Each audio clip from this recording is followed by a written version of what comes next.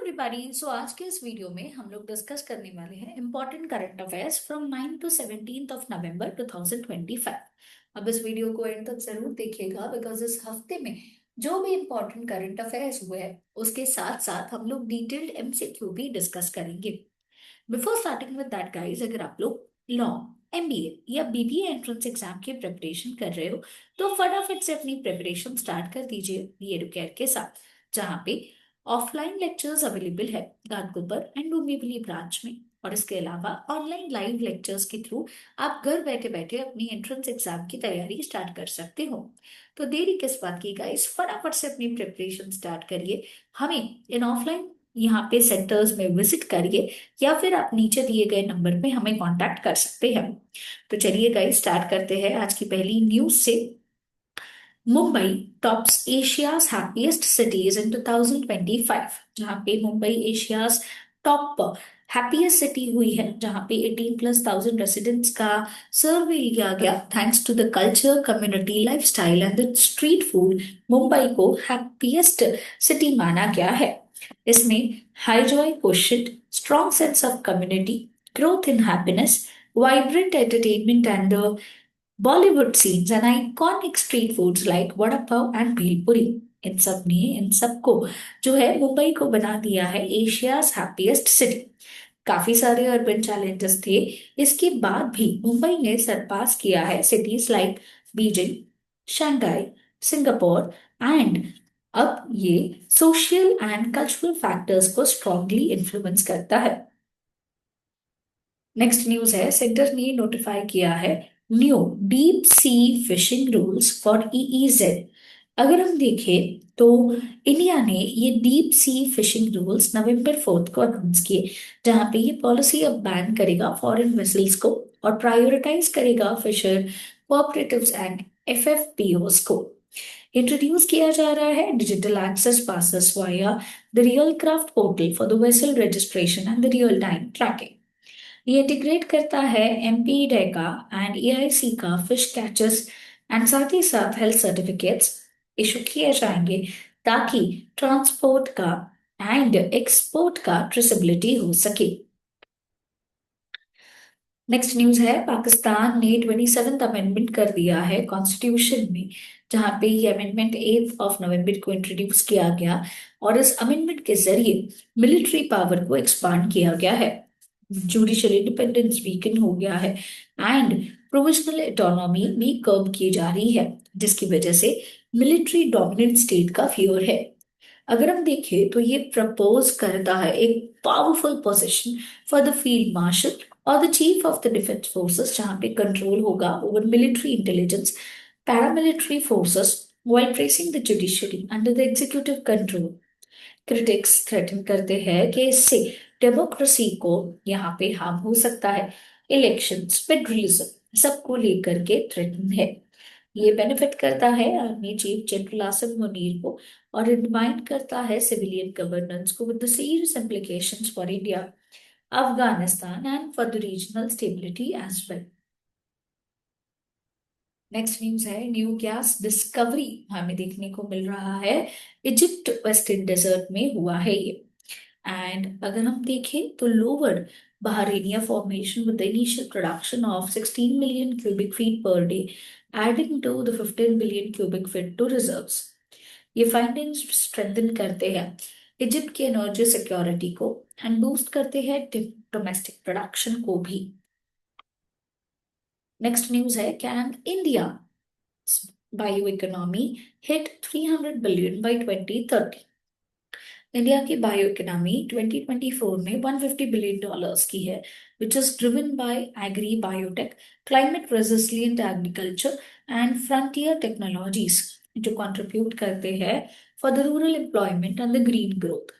3000 से ज्यादा स्टार्टअप्स है, जिसमें एक्सपोर्ट किया जा रहा है 14 to 16% एनुअली। इस साल का टारगेट बना दिया गया है कि 2030 तक हमें 300 बिलियन डॉलर्स का टारगेट सेट करना है, जो सपोर्ट करेगा 10 मिलियन ग्रीन जॉब्स को एंड एम करता है 5% of the global bio economy. काफी सारे चैलेंजेस भी है क्योंकि लो टेक अडॉप्शन है इंडिया में, स्मॉल लैंड होल्डिंग्स है एंड लिमिटेड एग्रीकल्चरल क्रेडिट है। बट इसके लिए गवर्नमेंट बिल्कुल पीछे नहीं रहा है। बहुत सारे इनिशिएटिव्स जैसे bio E three policy, digital agricultural mission, Gobardhan, ये सारे इन गैप्स को फुलफिल करने के लिए गवर्नमेंट की तरफ से एफर्ट्स लिए जा रहे हैं।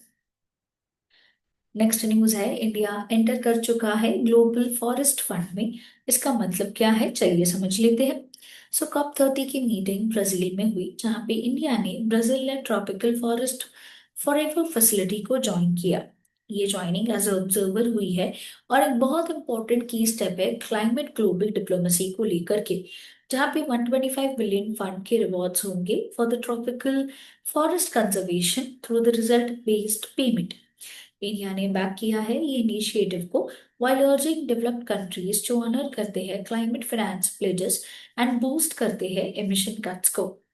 With achievements like 36% emission intensity reduction and 200 gigawatts of renewable, India reaffirm कर रहा है अपना leadership in sustainable growth and the forest conservation।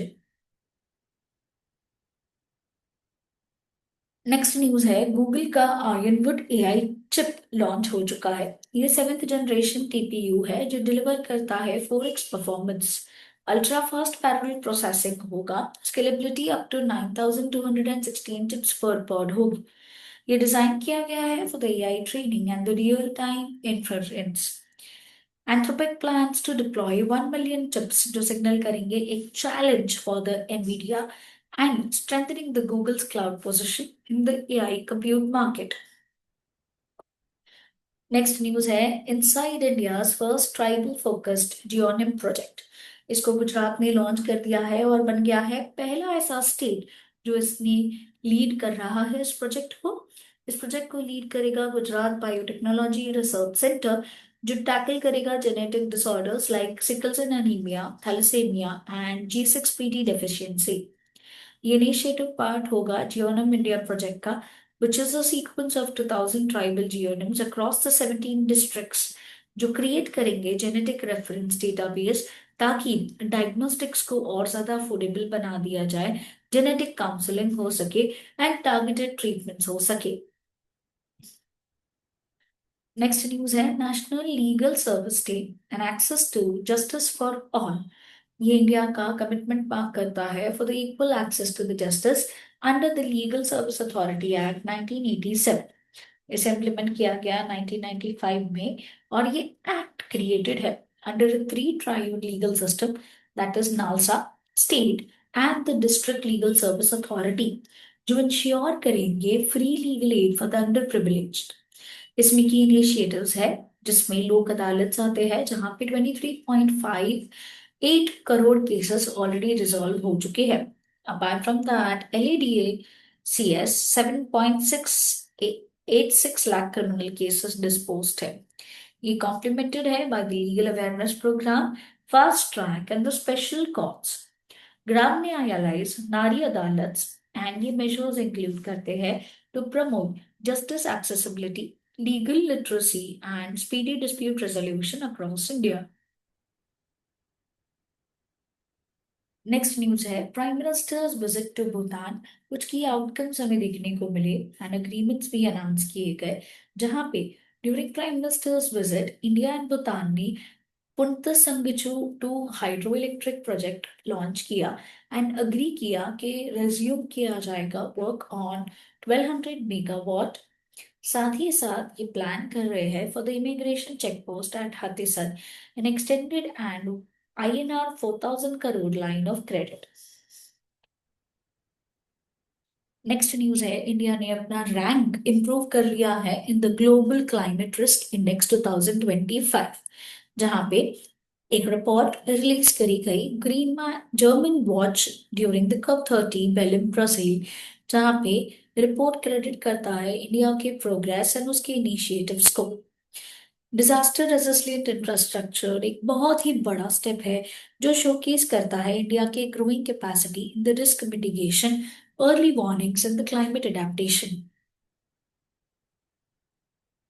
Next news है, Sergio Gor sworn in as the US ambassador to India, जहाँ पे ये former director and presidential personal रहे हैं, strong political and administrative experience के साथ ये इंडिया आएंगे with priorities focused on the Indo Pacific security, boosting the bilateral trade and diversifying the supply chains. इनका अपॉइंटमेंट अंडरस्कोर करता है वॉशिंगटन डीसी के कमिटमेंट को for deepening the defence, digital and economic cooperation with India.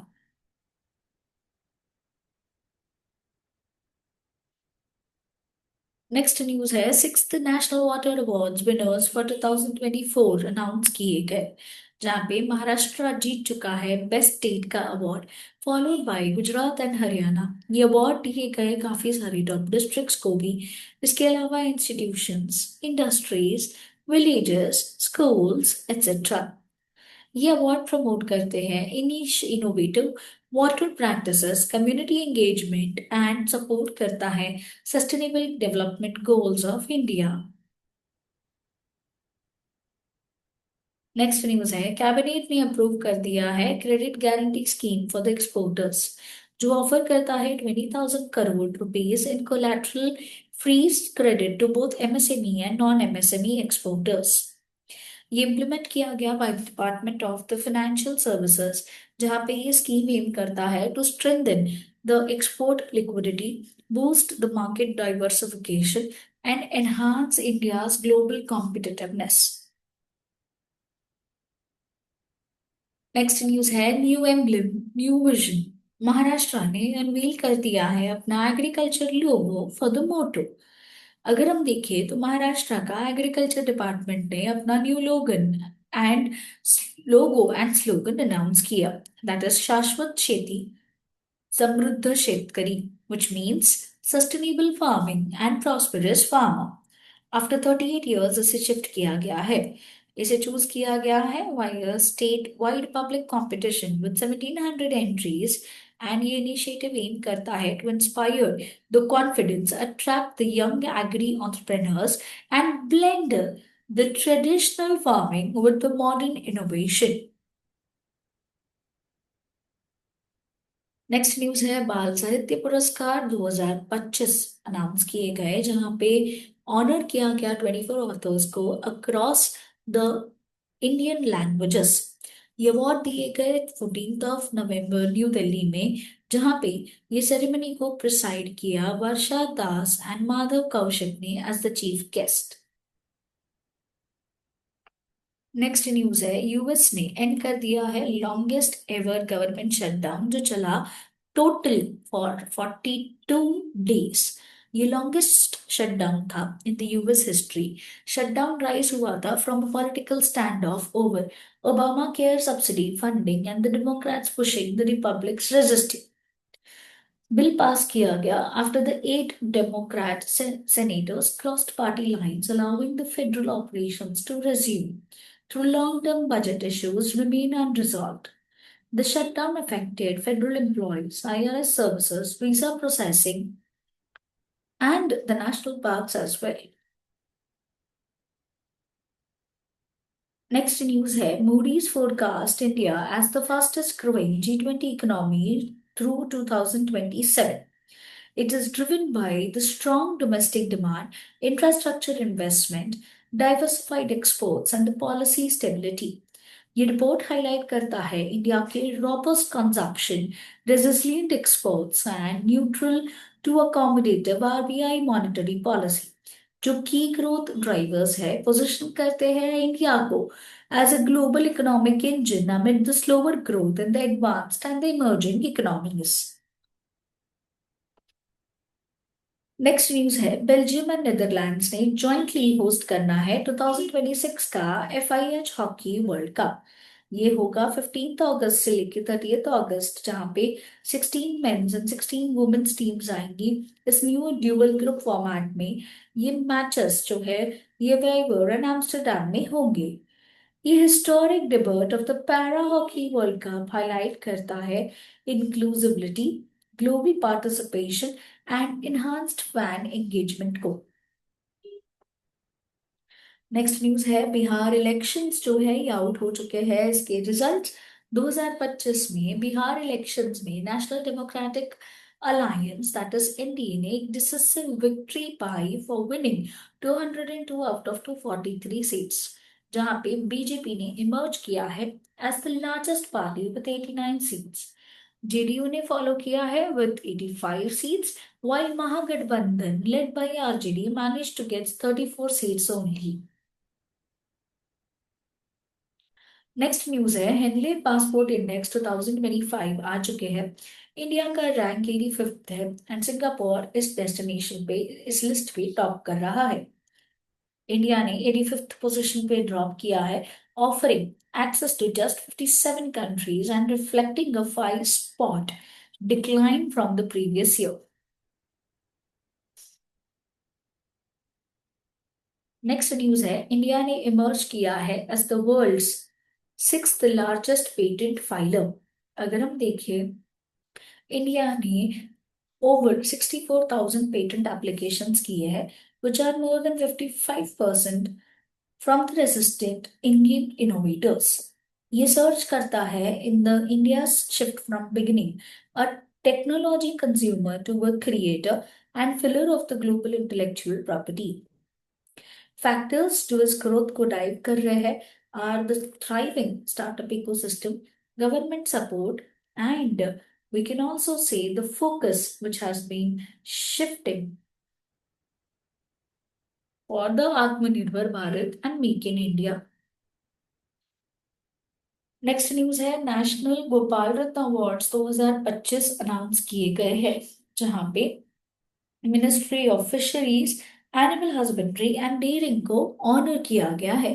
ये recognise करता है excellence in the indigenous breeds, dairy innovation, breeding efficiency.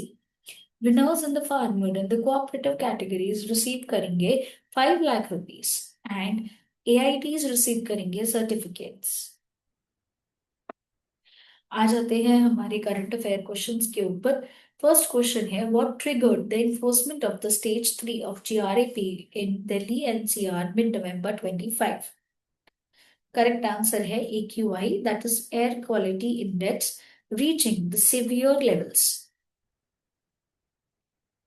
Next is, which Indian naval ship was reported to participate in the Malabar exercise in November 25? Correct answer है INS Sahyadri.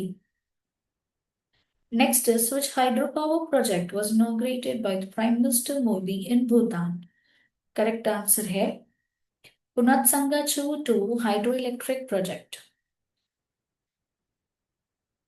Next question है, which international principle underpins the Belém Health Action Plan as highlighted by WHO and Brazil? Correct answer है immediate net zero for all countries. Next question है, कौन सा organisation ने form किया है 21,000 crore JV with Damodar Valley Cooperation for a 1,600 megawatt project? Correct answer है Coal India Limited. Next है, Supreme Court ने रिपोर्टेडली क्या डायरेक्ट किया है सेंटर को टू करने के लिए? So it directed to disclose detail data on political funding under the electoral bond scheme. Next is, which state became the first state to implement the amended BharatNet scheme across the entire territory? Correct answer है Punjab. So that's it guys. Do like this video and share this video with your friends as well. और अगर आपने channel subscribe नहीं किया है तो कर लीजिए for the weekly current affair videos.